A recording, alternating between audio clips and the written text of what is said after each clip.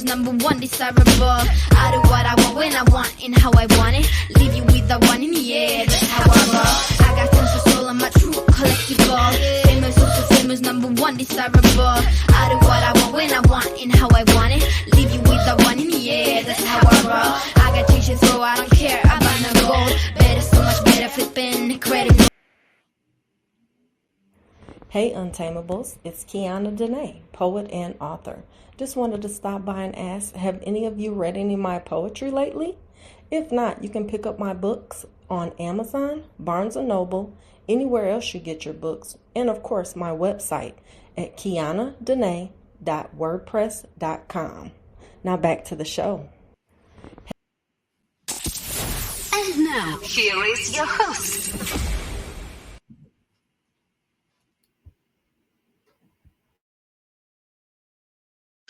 It's time for hashtag Writer Wednesday with Crystal. Tips offering advice to aspiring new and seasoned authors about all aspects of the literary world. We are presented by Untamed Publishing. Allow us to help you unlock your unlimited writing potential. If you are an aspiring new or seasoned author, head over to www.untamedpublishing.net for a variety of services to assist you on your publishing journey. Well, as you see, I have my lovely guest here with me, but I'm kind of sad because today is the last day. And if you've been sitting under a rock and you missed out, we are on YouTube, okay? So you can check us out there.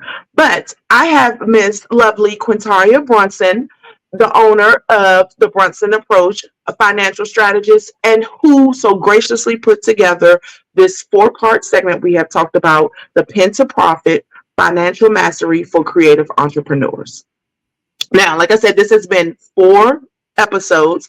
The first episode, we talked about balancing books and budget, financial fundamentals for authors. And we kind of went over budgeting, managing irregular income, and essential financial planning techniques. And then we did episode 2, which was entrepreneur authorship, building your brand as a business. Now, we didn't just, this does say author, but we talked about creative. So if you are a book blogger, content creator, anything that deals with social media and just your business as well, this was for you. Okay.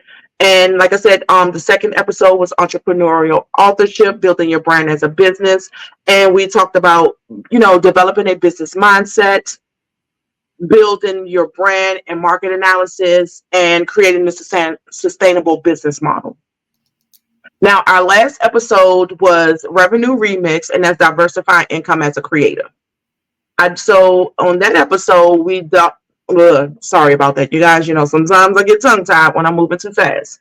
But we discussed how to leverage different platforms and mediums, like online courses, speaking engagements, merchandise, and those are ways that you can diversify your income and bring in extra money besides writing that book, besides posting content. There are different things that you can do and diversify your income. So on this 4th and final episode, it's the final chapter.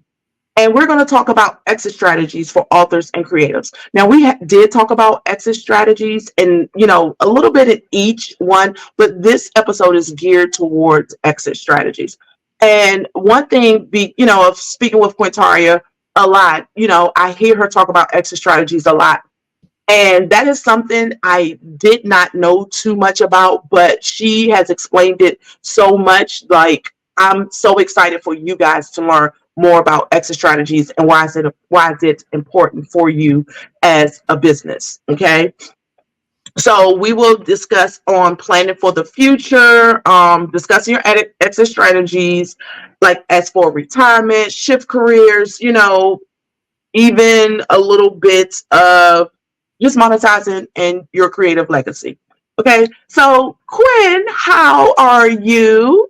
Hello.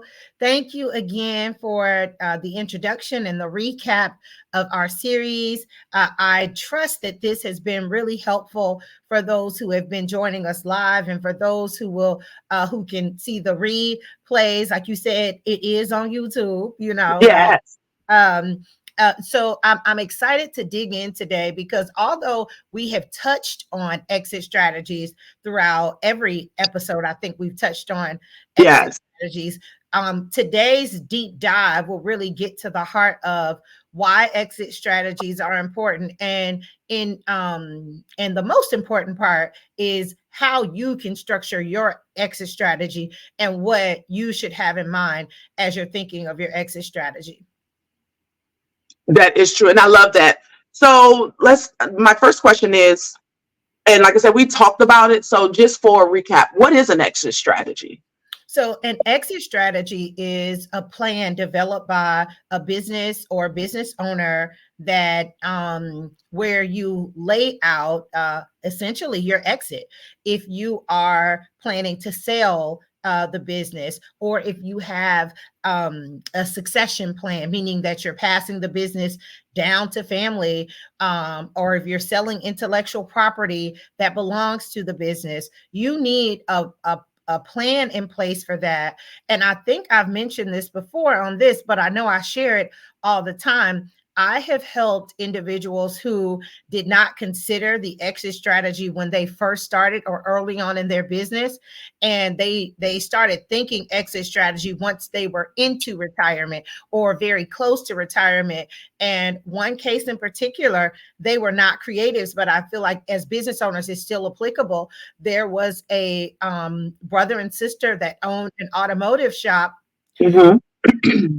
They came to me to help them sell their business because they were ready to retire. They had lost probably 90% of the profit that they could have earned. If they had come Wow. to me 6 months to a year earlier, we could have easily sold their company for nearly or even over $1 million, depending on the assessment. We ended up selling their company for $6,500, which is a sin and a shame.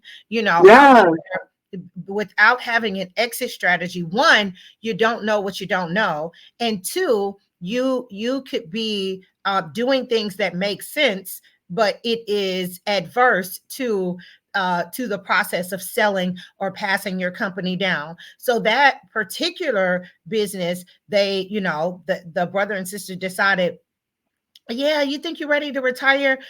Sister was like 68, brother was about to turn 70, and they were like, Mm. yeah, like it's about time for us to retire. They had been in business 42 years, and the first Wow. they decided, they let half of the staff go, which is a no-no, when you want to sell. Then they cut back some of their days, which logically, if you're preparing to retire, these things kind of, it seems like, well, we're retiring, so you want to slow down. That's what you think naturally, but in all honesty, when you're preparing to sell, you want to rev up as much as you can so that your net income can be very high, so that the company can be assessed and you get a valuation that is very high and strong and shows the true value of your company. But that is what an exit strategy is. It is a plan developed by a business or a business owner on how you will sell, dissolve, or switch ownership of your company. So that's what it is. And that is one of the reasons why it's so important. One thing I want to say too, before we leave this particular point, a lot of people, because our businesses are, it's kind of like our babies, like Right. it's so we take it so personal, which I have training, and I suggest that you don't, because it allows you to make better executive decisions if you aren't so personally invested in it. However, I do understand, especially for creatives, how it's easy to be personally invested. But with that being said, the thing about your business is, when you set your business up properly and you consider your exit strategy early on, you can, the way, what you would do for a company that you're planning on leaving for 100 years to future generations, there are things that you would do different. But for a company or a business structure that you want to franchise, or for a Right. business structure that I am building this business because I know I want it ready to be sold within the next 15 years. Though it is very specific and different things that you need to do and that you need to consider if you know what your exit strategy is. So that's why it is so very important to know and understand what an exit strategy is, and to really take ownership of creating an exit strategy for yourself. And I like that because, it is important. And so, like I said, you gave us the important piece because that was another question I was going to have. Now, can you tell us, an exit strategy for someone who wants to retire maybe after 10 years of writing or doing content versus someone who wants to continue to write? Like, is that an exit strategy if someone wants to write, say, I want to continue until I can't no more? No, that's a beautiful question. And let's get into this right here. Okay. Everyone needs an exit strategy, regardless of how long you feel you want to write or that you will write.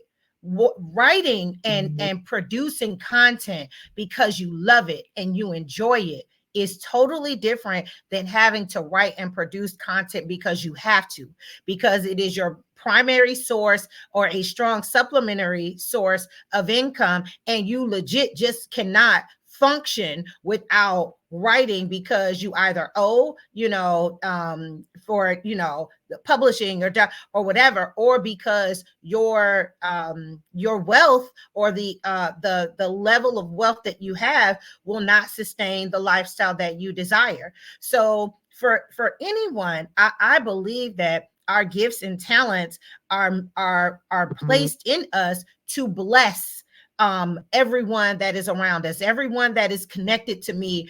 I don't think, and I say this jokingly, but I'm serious as heck as well too. Anyone that is connected to me, if you don't have an exit strategy, if you aren't thinking legacy, if you aren't talking to me and getting amazing nuggets dropped, you are intentionally trying not to, because that's what's in me. That's what's going to pour out of me when you're around me. So I say that to say, if you are a creative and an author and, and you do all of these amazing things, you may do that for your whole life. But the point of this episode is to let you know, like, if that is not what you choose to do, or let's say, Crystal, I started out and I'm like, you know what, I'm fine. I don't mind writing into my 70s. Perhaps something happens, 3 out of 5 Americans have chronic and critical illnesses before the age of 50, period. Mm-hmm. Something happens to you and you physically are unable to do so. What if something, happens to a family member, and not because 3 out of 5, maybe it isn't you. Maybe you're one of the smaller percentage of individuals who doesn't get a chronic or critical illness, but your husband or wife does, and you have to take more time to care for them. If you've lived long enough, I'm in my 40s now, and I have lived long enough to know that I definitely have great plans and goals that I am executing. As many of you all know, my quarterly goals are right in front of me, and I look at them every day. But I've lived long enough to know that change happens, and sometimes the things that were important to me yesterday, for whatever reason, it may evolve, and you don't want to then have to go back and put things in place that should have already been there. It's almost like life insurance or having a will or car insurance or something like that. You don't wait until the accident occurs to then go back and start getting quotes for car insurance or any type of insurance. You already have these things in place so that you're protected. It's just smart. It's a smart business move so that you're left with the freedom to write should you want to, and not be forced to penmanship because you have no other choice. And quite frankly, as a financial strategist, it goes without being said, we just leave too much money on the table. That is so true. I honestly believe that the average person, of course, there's always an outlier and an exception to the rule, but the average person that says that, just for whatever reason, has not done the work or does not know how to do the work to put these provisions in place. I do not believe that we were designed to to hustle and work until the day we leave, until the day we transition and our energy shifts to whatever it's going to be in the next dimension. I don't necessarily believe that. Even for myself as a strategist, will I be providing strategy at 80, 90 years old? I'm sure, but prayerfully, I won't have to wake up and work as many hours a week providing strategy as I'm Right. doing right now in my 40s. So yeah, so it makes, again, one of the running themes through this is, as creatives and authors, you are a business first. The fact that, well, when it comes to the context of what we're putting this into, if you position yourself as a business first and you funnel your creative gifts through the business, that is what will make you expansive, and what will keep you unique, and you can speak directly to your avatar, as we spoke to in the past. But setting things up and looking through the lens of a business and a business owner gives you such a diversified opportunity to scale, to generate so many different streams of revenue, and ultimately to have you in position that, should you want to retire in your 30s, you can. Should you want to work into your 70s, you can, but it's not by force. It is because you choose to, but your bank account is not a part of that decision making. Like, oh, like, I only got 50,000 and I'm 30 years old, so I'm gonna have to save, like, no, you Right. have enough income coming in and enough wealth built that it is, it's a choice for us to wake up and decide to write or to create or to do strategy or whatever it is, and not that we're forced to do it because So it's by economically we can't force, do it. it's by choice, not force. Yeah. Force. Uh-huh. Yes, I like that. So my thing is, next question is, and like I had it in my head and it just went that way, so I needed to come back. But can we just talk about retirement until it comes back? Yeah, yeah, yeah. No, So, no, no. oh, you know what? Nope, it's still not there yet. Gotcha. No, I'll dig into retirement because I think, especially depending on the age of whoever is listening to this, retirement may seem so far off. And Right.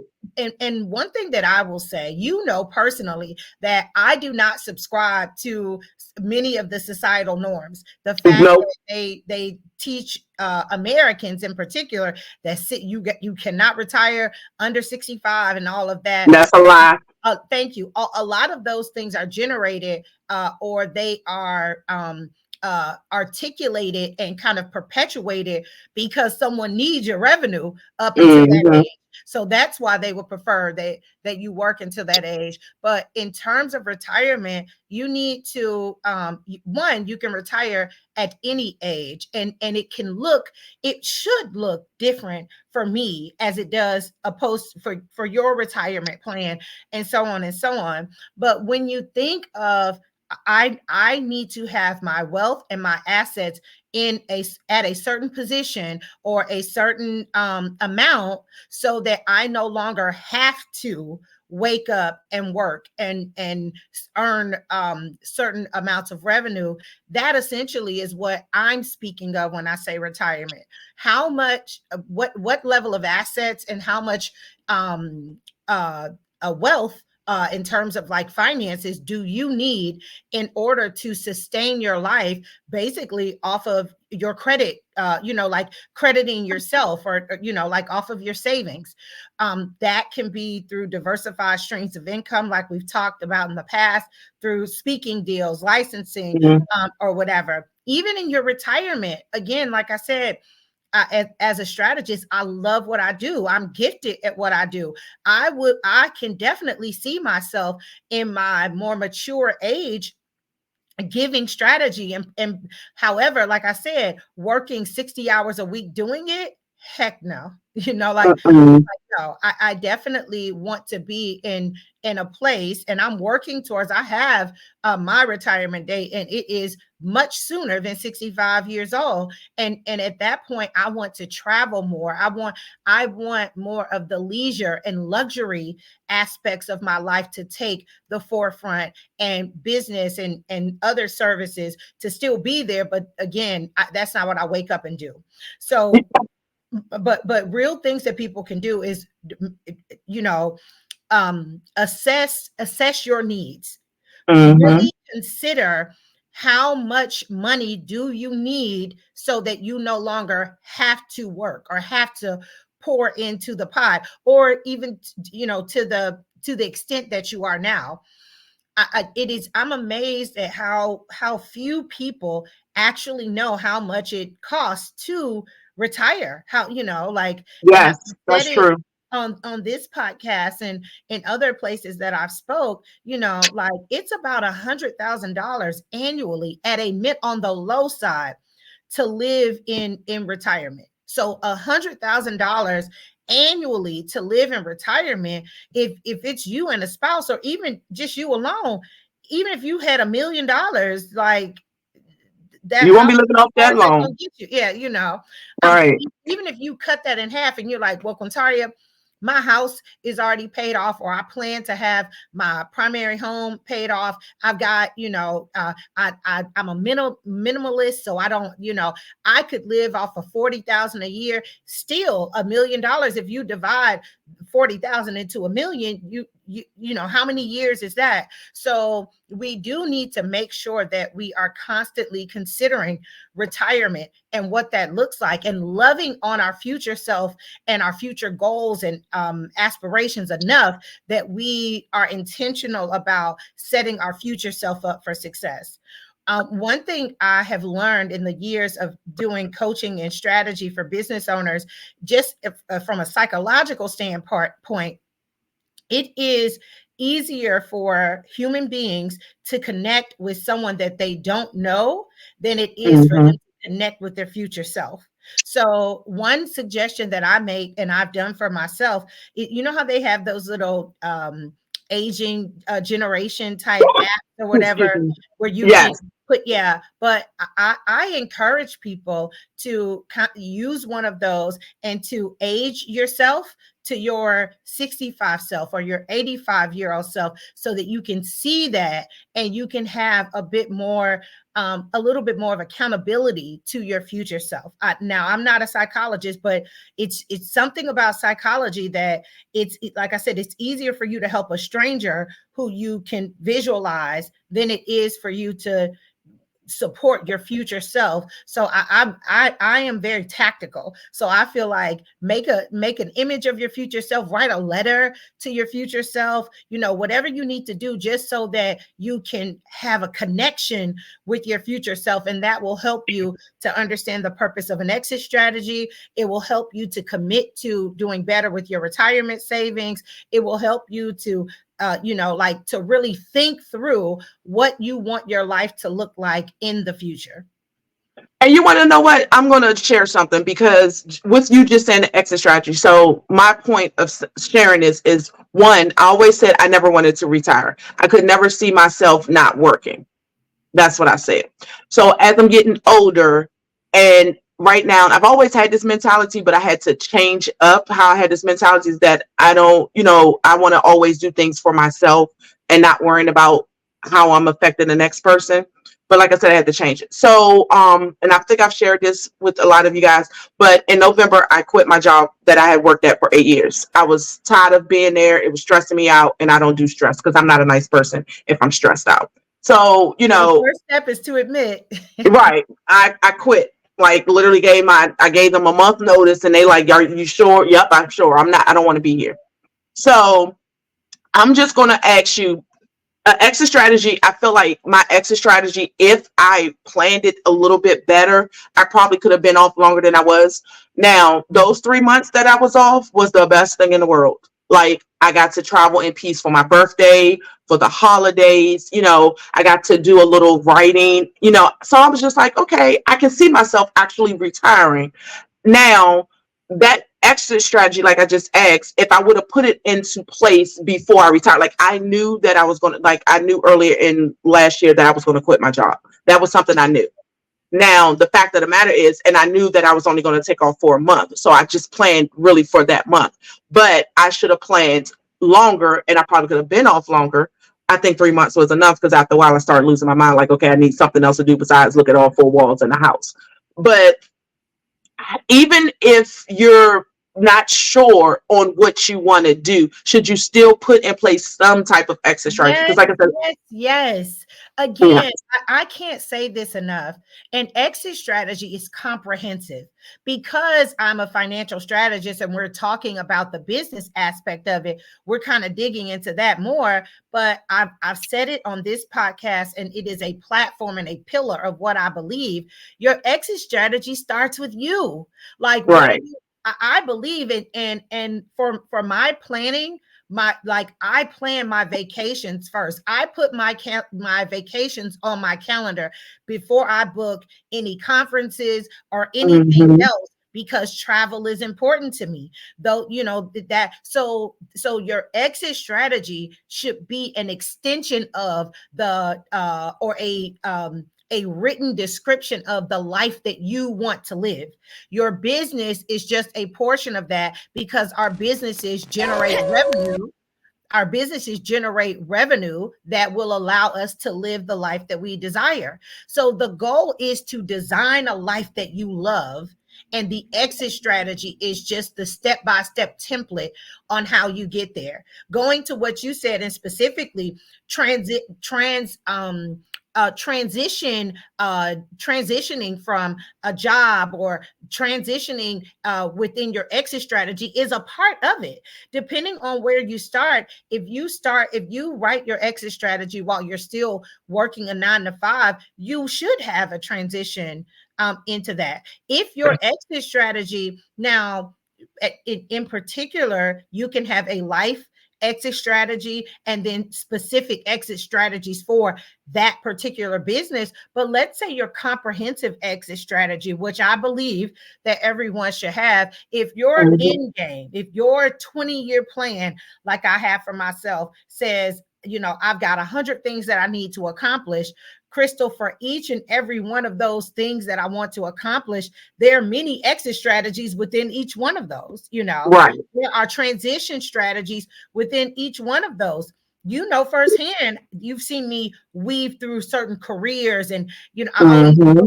I got a whole lot of LMNOPs. I'm certified, in so many things, and have advanced education on so many things, but it's because I'm working that exit strategy. I'm navigating through my comprehensive exit strategy, which allows me to build strong exit strategies when it comes to specific businesses. So let me be very clear in this.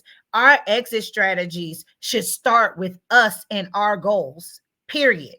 Period. When you take a deep breath in a quiet place, with whatever satisfies you, be it a warm cup of a tea, or a hot bath, or a cigar, what do you what's your desire for your life? What makes you smile without you even having to try to smile about it? I think you start there, because typically that's where your passions are. That's where you'll find the best business ideas, because it's a part of you. It's already something that you're motivated about. Typically our superpowers are connected to the things that make us innately happy and excited, or whatever. So it starts with you, and these are just strategies and techniques that you apply as you zero in on a particular aspect of your overall exit strategy.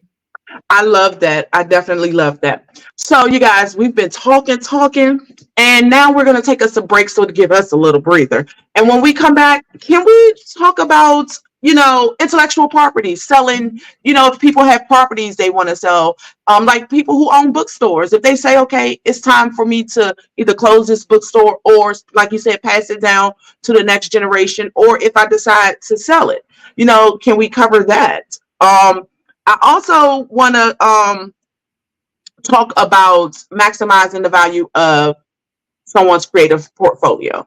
because there are some authors who have come up with phenomenal merchandise events that they put together. But is there other ways? I mean, how can they maximize it more? Like, yeah, I that got part. you. I got you. Yeah. Okay, so we're gonna take a break, and we'll be right back.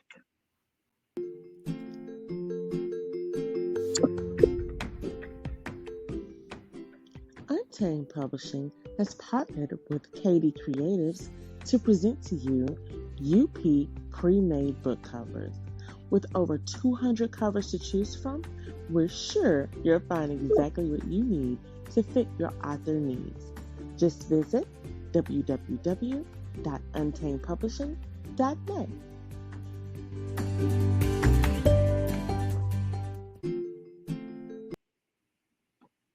Okay, and we're back. Yes, that commercial was short, that break was short, but I wanted to get back into this. Okay, so before the break, we talked about like what is an exit strategy, how important it is to have one. That an exit strategy begins with you. So taking the time to decide what you see your future looking like.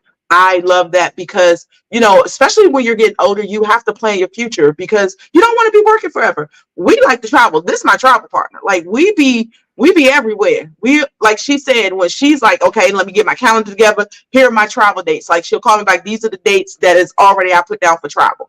And I love that. And we were like, okay, let's do this. We look at trips throughout the year and just like, let's do this, let's do this, let's do this. And it's all about planning. I've always been a big planner, but like now, like I said, getting older, I have to really plan for what I want to do next. What's the next piece? Quinn has already gave me the idea of what I want to do in my next life. So I just need to start it.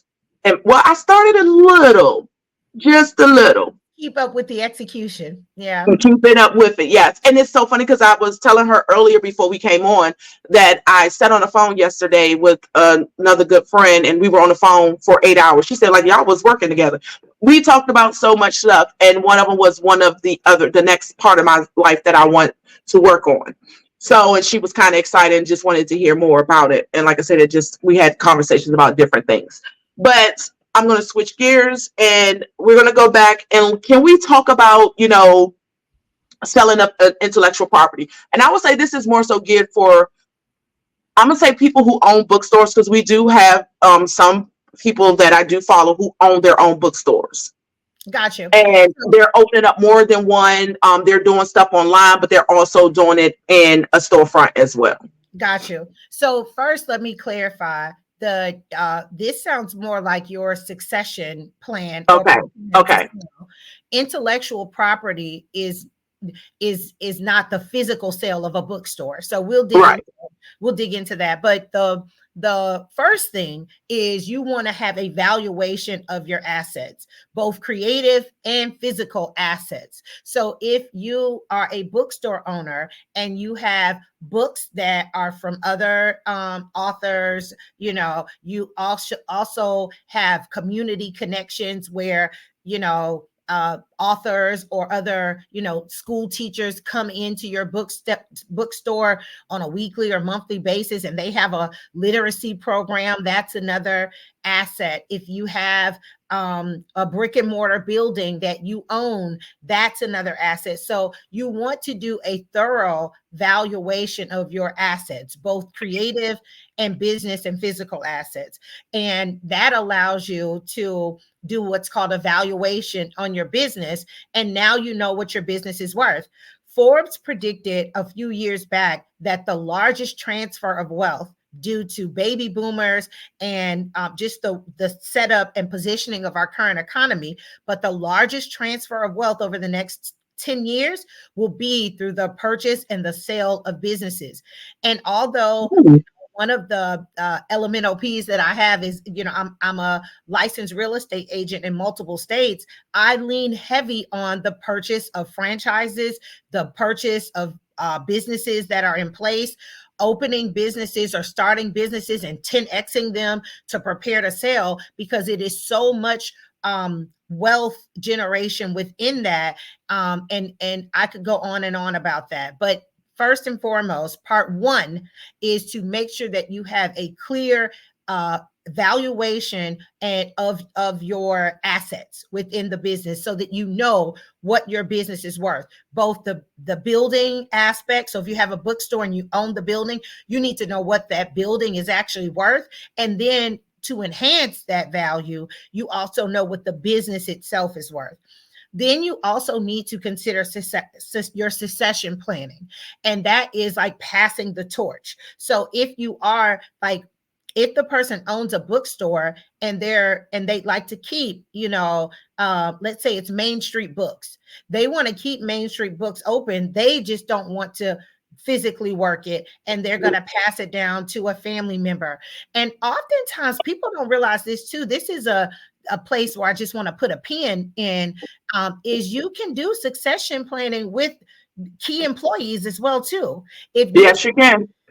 If you have a key employee, that has been with your company for years, they know the system and things of that nature, they could be a part of your succession planning. Because going back to what Forbes is kind of alluding to about the largest transfer of wealth is going to be through businesses, it's because baby boomers, their children and their grandchildren are not taking over their businesses. So in the 60s, 70s, and 80s, business creation began to soar for a while. People were owning dry cleaners, corner stores, laundromats, you name it. Not so many. Our culture has shifted from, if granddaddy was a cobbler, the daddy was a cobbler, and the son will be a cobbler. We've kind of shifted from that. So that's what leaves such a great opportunity to purchase businesses. In this creative space, it's no different. So one, a clear valuation of your assets, both intellectual assets, physical assets, and if you own buildings or equipment and things of that nature, right? Right. Succession planning. Who would you ideally would you like for this company to go to, and what training or resources or what things do you need to have in place so that your business is not interrupted at all? There's so many places as consumers that we do business with. If Target changed their CEO tomorrow, when I walked in the Target store, I wouldn't know that or feel that or see, Right. So you have to consider that for your own business. And then finally, considering your business structure and making sure that whatever structure you pre-selected, you have clean financial records. The clean financial records, and also positioning yourself to network within your industry, because statistics show that the most likely person who will purchase should you not be going the succession route and you're preparing your business to sell, the greatest likelihood of purchase will be from someone who is already in or affiliated with that particular business.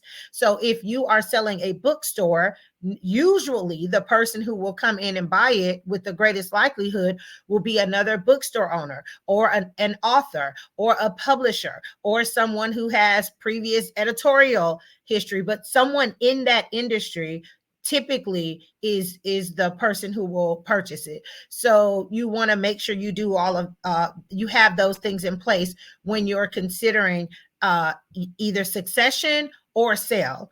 And I want to be very clear too, because I understand it. I just don't want to assume that everyone in the audience does. Succession means you're keeping your business as is. So if Right. yeah, succession means that you're not changing the business, you're changing who manages or who runs the day to day. The sale of a business could include shutting it down completely and reopening it but the sale of a business means that you are selling your equity, selling the business to someone else. Just like when people buy real estate, the home that I live in now, I bought it from someone else, and so those people cannot come back to this house now. And if they do, we're gonna have, it's gonna be some furniture movement going on, Tables shaking. Thank you. Yeah. So the sale of a business is kind of is similar to that. Once you sign the paperwork and ever you pass the keys, you pass the your list of clients, your list of contracts over to the new person, and they take it and run with it. Now you do have some terms that you could put in there if you want, but 5 years from now they could take, Main Street Books and, turn it, sell it over to Barnes and Nobles, or turn it into Mhm. um, you know, books and crooks, like helping yeah, right, helping scammers, like learn the tricks of the trade or something like that. I'm joking, but I just want you to understand the point. So Right. sale is passing over your business, selling your business, and your relationship with the business pretty much ends at that point. And then succession means that you are passing the torch to keep it with almost kind of like in a legacy type setting, that you're passing it down to family or to a key business or employee within your business. So I want to make sure that the audience understands that. Okay. Okay. Now, I know we did talk about intellectual property. I did bring that up, but and you said you would cover that. So just give us a little bit about the intellectual property dealing with exit strategies. So when it comes to your intellectual property, your intellectual property is just that, intellectual, something that you can't necessarily touch, taste, or like physically like wrap anything around initially, until you take what's in your mind and you put it in a framework that's sellable, right? So Mm-hmm. intellectual property is something like the content of your books. If you come up with a business system, I have personally created business systems for certain industries that I own that model, that that the way that something is done. So when it comes to your intellectual property as a creative, the likelihood that you'll have more is high because you are a creative, right? Right. So but that should be something that within your exit strategy, you have listed all of the layers of your intellectual property, and you are putting sound business structures around each aspect of your intellectual property, so that you can generate additional streams of revenue, so that you can protect that intellectual property. Because without, and we talked about it on a past episode, I still never saw like the women you were saying, somebody was like, no, I did that first, no, I did it first, and so on and Right. so on. Oh, Like yes. if you are unable to prove that the idea or concept or system that others are using generated with you, and you did the proper and necessary work to protect that idea or concept, then you can be paid for that. Like you can be paid for that. So to answer your question, intellectual property is a piece of your exit strategy as a creative, that you need to make sure that each aspect of a concept, idea, or system that you have personally created or your team has created, because sometimes it doesn't have to be just you. It could be within your industry, you have come up with a specific way to do something, and it makes something easier, or it streamlines something. That is something that you could be paid for and own that system, or come up with. I have a client in the tech realm. They had a background in journalism and all of that, and she came up with a way to automate how bookings are done online for national and syndicated shows and things of that nature. She needed Mm-hmm. to protect that concept until she was able to bring it forth to the marketplace, which she did. She did a great job of. But had she just kind of been, yeah, well, I'm doing this and I'm thinking about this, and like someone else could have easily beat her Easily. to the punch and came out with the idea. But now she kind of has coined what she's done, positioned it and protected it, so that others will have to pay her to use that particular system. Which is smart. So, I told you I had a question earlier, and now it's fully back in Actually, my head. Fully. Now, when you're putting your business plan together, where in your business plan should your exit strategy be? honestly, your exit, your business plan is I'm gonna put it to you this way. The exit strategy is larger than the business plan. Business plan. Okay. The exit strategy is the large, comprehensive. What's the end game with this? A business plan is just a piece of the exit strategy. So your exit strategy would be, let's take a Super Bowl game, right? Right. Your exit strategy is the entire experience.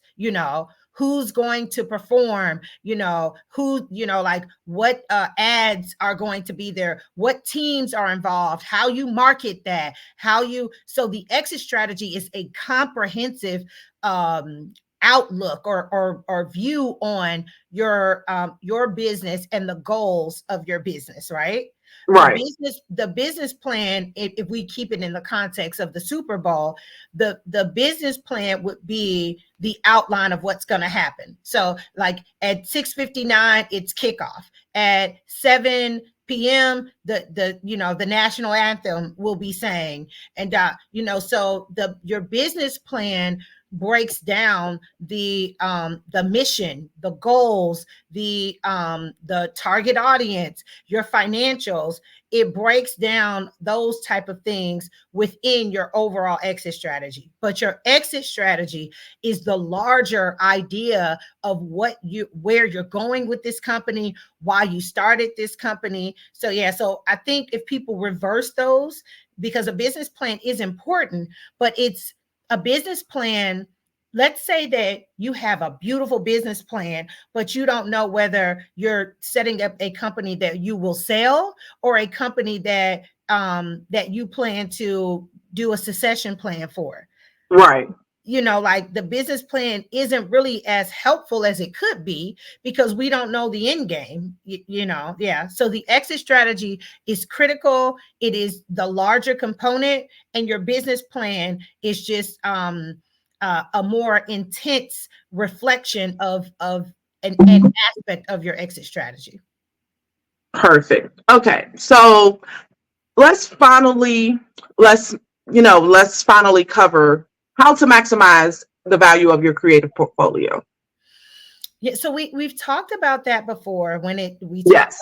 on our last, like doing subscriptions and speaking engagements, all these cool ideas of ways that you can leverage and have additional streams of revenue as a creative or an author, like just writing and being paid to publish said writings is not the only way that you can generate revenue.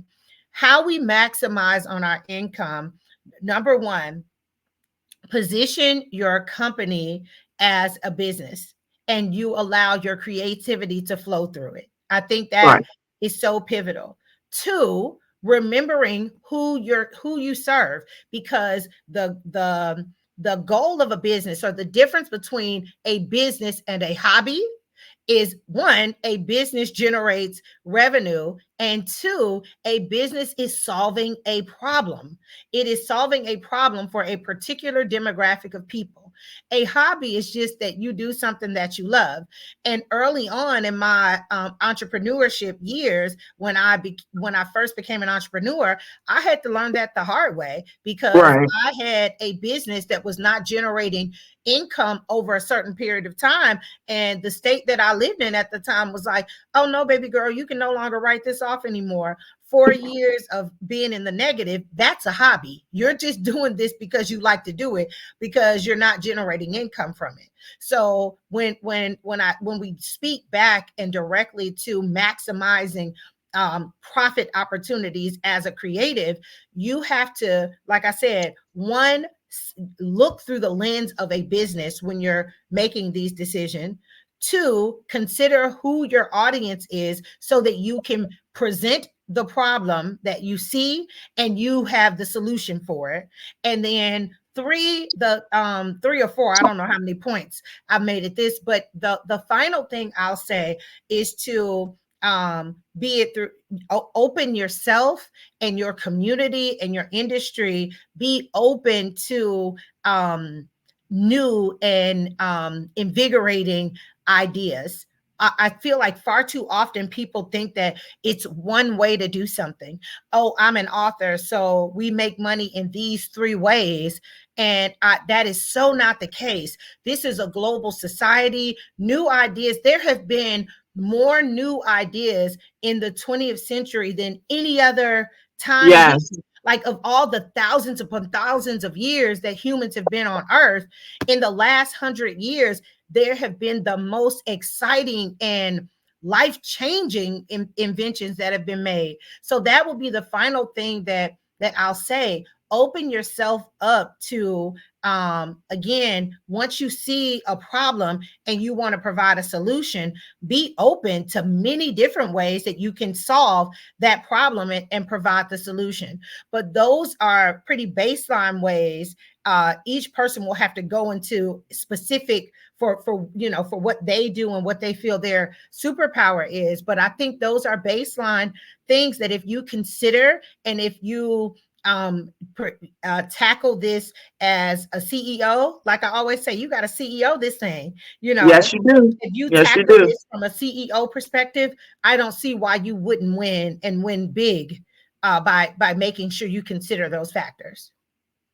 Well, Quinn, like I said, I thank you so much because this information right here, I never thought, me taking that 3 month hiatus was like, okay, yeah, you're going to retire and you're going to enjoy the retirement. And now what I need to do to put that in place, because you're right. I don't want to, at 65, I'm trying to be somewhere else. I'm Yeah. always trying to be somewhere else. I'm always traveling. I think it's so bad that whenever my friends call me, they're like, "Are you home?" And I'm like, "Dang, am I gone that much?" That they're always asking, "Are you home?" before they call me. But I like that because yes, I do like to travel. I didn't think I was going to love to travel the way I do, but I love it. I love it. I love it. Yeah. But But I just want to say this too in closing. mm, We're speaking to creatives and authors here. yeah, There are so many places that they could find inspiration or yes, traveling is something that I value and it's very important to me. But above all of that, we have the freedom, and honestly, we're doing ourselves a disservice by not living a life by design. Not yes, a life that you feel you have to because of this or that, or I've got to pay this. Or once it is so free and liberating because I truly will walk away from it all because I know that within me I possess the tools to do it all over again. over again. Yep, I am not um bind or bound to things that don't really bless me or that don't enhance my life. I am okay with saying that's not for me, and I will roll on and continue to do my thing, and I'm not beholden to material things and all of that. With that being said, I'm not telling everybody to run away from your responsibilities, but I will say that from my perspective and from what I've learned and the blessings that I've had in the most recent years is you deserve a life by design, and that means you have designed it. So don't fall victim to what other people think that you should be doing at this stage in your life. Even for those who are considering transitioning to be a full-time author or into entrepreneurship, I encourage you to step out. One of the please things, do. Yes, yes, I encourage I you to. do. I encourage you to try it. What's the worst that can happen? You got to apply and go back to work, in a couple years or something like that. But I believe that the supreme being, the creator of the universe, did not make these amazing entities called human beings to be worker bees, and especially a worker bee to bring someone else's vision to life. We Thank all you. have very vivid and vibrant aspirations for ourselves, even those of us who have not allowed ourselves to daydream or to even, go back and think of what we want it to be as a kid. But I encourage you, I want to empower anyone listening to this or that will listen to this in the future. Remember what you wanted to be when you grew up. Remember how excited you were about that. And if you don't have that now in your life, I believe it is an obligation for you to find that again. And in finding that, looking through the lens of a business, once you get back to your passion and you can funnel that passion through a business, revenue will come inevitably. You will get paid for what you love if you keep just certain key things in place. So that's I really want to encourage people with that. Don't be bound by what anyone else thinks that you can or you can't do. And when you get to your passion and you know your passion and you're excited about your passion and you want to share that, funnel it through a business structure so that you can have the revenue to live the life you desire. And, speaking of that, because I talked to you about this Friday, I just started a new position. Only been there a week. And I've already kind of start putting into place my exit strategy. So I already know the next step on what I want to do. And I'm taking the time to put it together while still bringing in income. Like, it's sad to say I kind of went back to work to be able to travel and have some, No, to do I that. don't think it's sad at all. Yeah, but that was my thing. It's like, okay, now, having that time off is like, no, I don't want to do a 9 to 5 anymore. So now I have to put into place what I want to do and in that time frame. And not even, even though, like you said, with your business, you still do a 9 to 5, but it's in your business. It's your vision. It's you growing your legacy. And if that's something you want to do, I wholeheartedly, as she said it, I agree with her 100%. Do what you want to do. And remember, like she said, when you were that little kid, you used to be like so adamant about doing this, this, and this. Do it. We've interviewed so many authors that said, I wanted to have a published book. And now they're here in their adult life and they're like, I did that. So take that leap of faith. Go for it. It's so many leaps of faith that I have done like 8 years ago. And I'm going to just keep on doing it. Yeah. No, I'm gonna keep on doing it. Yep, Same I'm gonna here. keep on doing I it. go from lily pad to lily pad. Lily pad. And it's nothing wrong with it. It's nothing wrong because it makes you happy. It gives you the peace. So I definitely agree with it. Yeah. So Quinn, I just want to give the conclusion of the Pen to Profit for Financial Mastery for Creative Entrepreneurs. So this was designed to empower authors and creative professionals with the knowledge and strategies to navigate the financial and business aspect of their careers. From basic financial management to sophisticated exit strategies, this series offers invaluable insights for any creative looking to build a sustainable and profitable career. I thank you so much for doing this. You guys, I reached out to my friend, like, this is my girl. I came up, because we call each other friend, she called me friend. I see this, friend, I see that. Like, y'all, when I say being in her circle, she pours into you. And I'm so glad I get to be in your circle. We talked about that inner circle thing, that we saw online. We in the circle. So, and I love that. And I said, we got to have, people who say friends, people say sisters. I say, you're my, what did I come up with? I say, you're my friendster, my friendster. So like putting that friend and sister together, I like family. My family. Yeah, so she is my friend, she is my sister, and like I said, and y'all would never believe we met at church. We met at church. I believe it. Yeah. No, if they know the way I act, you can't believe it. And I'm telling you, I was a work in progress because I used to leave church and still cuss you out. But that was just me. But now I'm a better person. But like I said, I reached out to her and said, I wanted to put something together. Just working, it's Women's Month, but I'm a woman 24/7, 365 days out of the year. So Women's Month is every day for me, every month. And I said to her, I wanted to kind of, because, I try to make sure on the Right of Wednesday, I'm not just talking about books. I want people who listen to learn about the business side of them being an author, of them being a creative, of them being a blogger, giving more information. So I reached out to her. And when I say she put this together and sent it to me in an email, I was like, there you go, friend. That's what I'm talking about. She put it together and I was excited about it. So I thank you so much for taking the time to put this together. I thank you so much for taking the time to come on here and talk about this 4-part Pen to Profit Financial Masteries for Creative Entrepreneur Strategy, because I've learned more. Like I said, if I have a question, I always pick up the phone and call and ask her, but I learned so much more from doing this. And then I can always go back to the playback and listen for more. But again, thank you. What it's all about. It has been an absolute honor. I was so flattered for you to ask me. And it's a wonderful opportunity to share, because like I said, my goal is to help people live the life they desire, build and leave a legacy so that their future generations are financially free and not financially frustrated. So Right.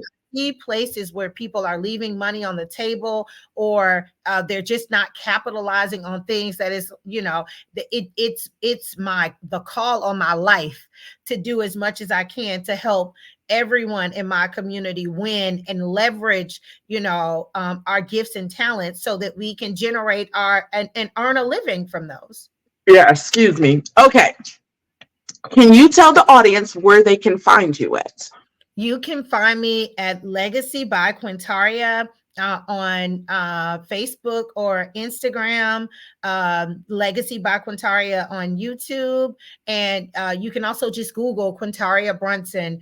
And yeah, you can Google me. Yes, Google me. Yeah. I love that. And you want to know what? I'll be like, when you said that the first time I Googled myself, I said, oh, okay, Books and Soul and my love of books. Come through. Yeah. I love it. So you guys, I want to say thank you for listening as always. And please check me out on Instagram at Books and Soul 1, but I'm also on Facebook and TikTok. We are presented by Untamed Publishing. Allow us to help you unlock your unlimited writing potential. If you are an inspiring new or seasoned author, and I'm telling you the wrong thing. See, that's what happens when you get excited. You get excited. Okay.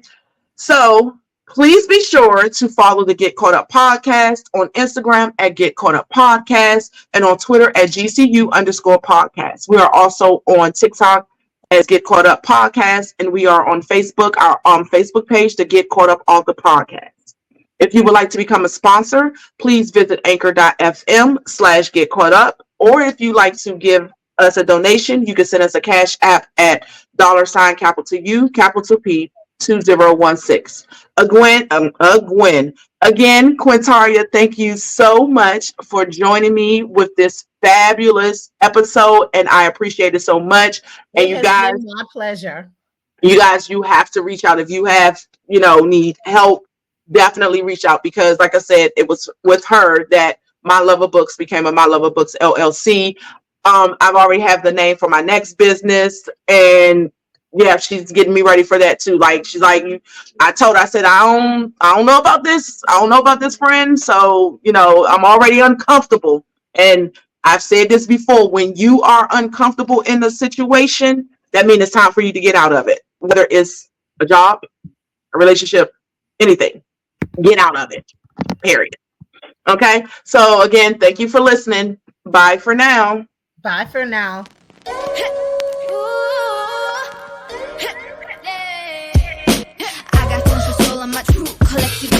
Famous, also famous, number one, desirable. I do what I want when I want and how I want.